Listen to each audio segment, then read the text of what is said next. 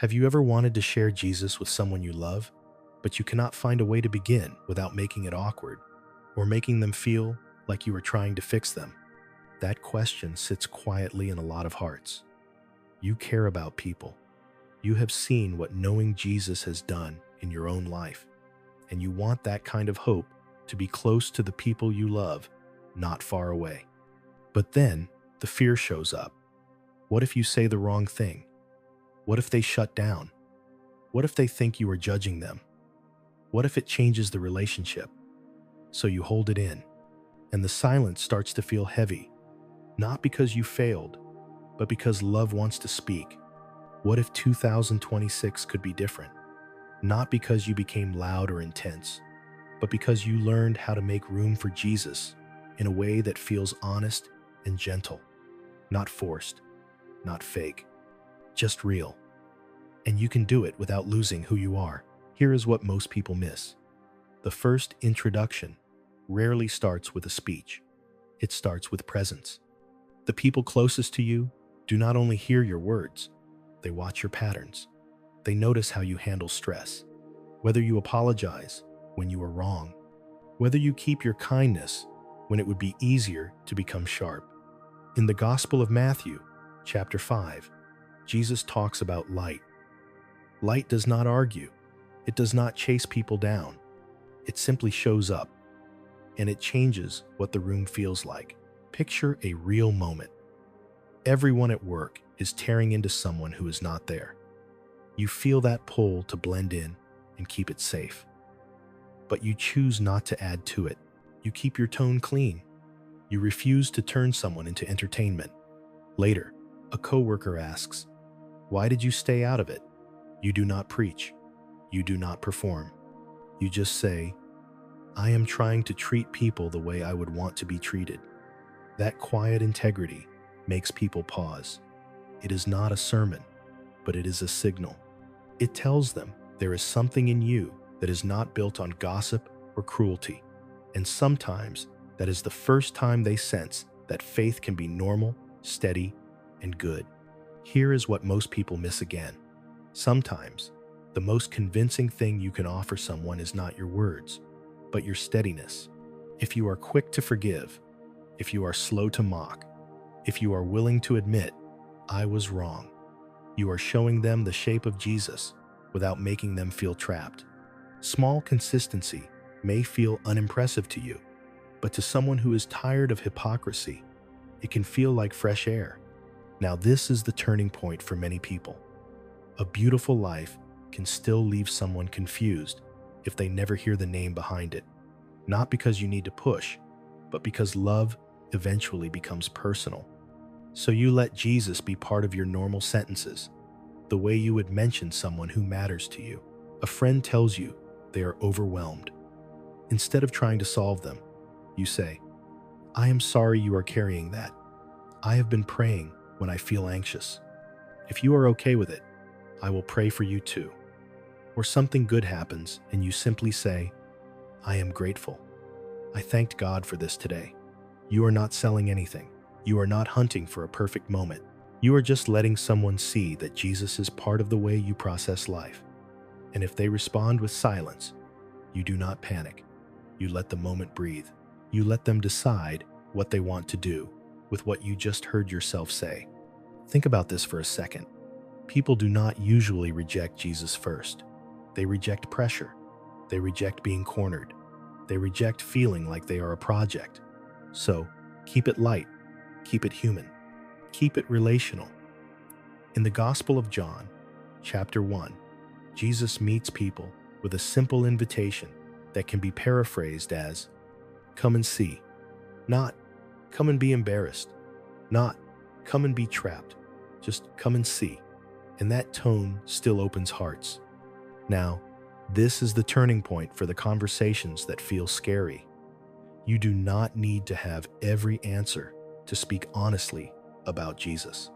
In fact, pretending you do can push people away. Humility creates room. In the Gospel of Mark, chapter 9, a father comes to Jesus with mixed emotions in his hands and says, "I believe, help my unbelief." That is not polished. that is real, and real is disarming. So when someone you love says, "How can you believe in God when there is so much suffering?" you do not have to defend the entire universe. You can breathe and say, "I ask that question too. I do not understand everything. But I have experienced Jesus in a way that held me when life did not make sense." That kind of answer does not corner anyone. It invites honesty. It tells them, you are allowed to be human here. If they want to talk more, you stay present. If they do not, you stay kind.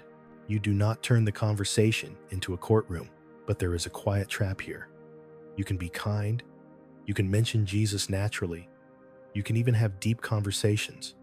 Yet the person you love still might not know where to go next. Sometimes what they need is not another talk. Sometimes they need a place, a community that feels warm, not weird, a space where they can watch faith up close without pressure and ask questions without being shamed. In the book of Acts, chapter 2, the early believers were known for shared life, meals, prayer, generosity, and care. People were drawn to belonging before they understood every belief. That is still true. A lot of hearts soften at a table long before they soften in an argument. Imagine your neighbor admits, almost casually, "I have been feeling really alone lately." You respond with kindness first, not a pitch, "I am sorry." That is heavy. And if the moment feels open, you add, "Some friends and I get together sometimes to talk and pray."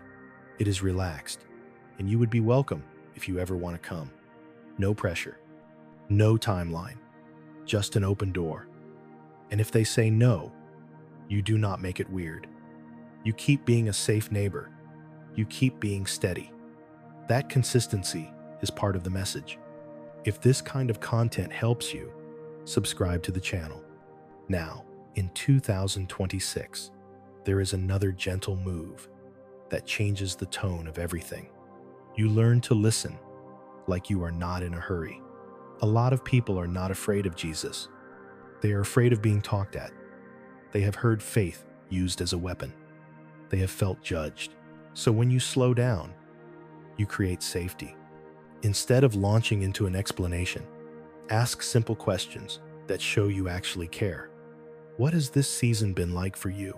What do you wish God would do right now? What are you afraid will happen? Then let the silence breathe.